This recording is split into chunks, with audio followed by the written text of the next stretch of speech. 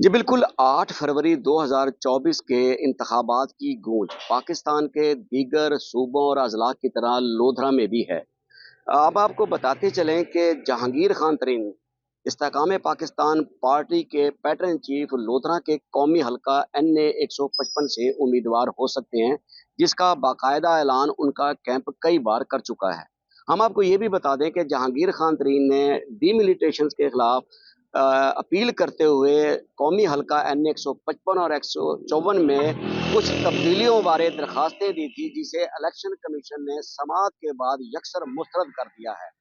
जहांगीर खान तरीन चाहते थे कि कौमी हल्का NA 155 से उनके मद्दे मुकाबिल पाकिस्तान मुस्लिम लीग नून के उम्मीदवार सद्दीक खान बलोच की आबाई यूनियन कौंसिल हवेली नसीर खां और उसके हमसाया यूनियन कौंसिल डेरा जंड समेत एक और यूनियन कौंसिल को कौमी हल्का NA 155 से निकालकर NA 154 करोड़ पक्का में डाल दिया जाए, जिसे इलेक्शन कमीशन ने मुस्तरद कर दिया है। यहाँ हम आपको ये भी बता दें कि जहांगीर खान तरीन एक बड़ी पार्टी के पैटर्न चीफ होने के बावजूद ताहाल अपने हल्का इंतखाब में नजर नहीं आ रहे, लोगों से मुलाकातें शुरू नहीं की और ना ही उन्होंने अभी इंतखाबी मुहिम का आगाज किया है। दूसरी तरफ पाकिस्तान मुस्लिम लीग नून के उम्मीदवार सद्दीक खान बलोच, जिनका इंटरव्यू हो चुका है और कहा जा रहा है कि उन्हें टिकट भी जल्द कन्फर्म कर दिया जाएगा, वो हल्के में बदस्तूर इंतखाबी जलसों में, इंतखाबी कार्नर मीटिंग में मसरूफ हैं।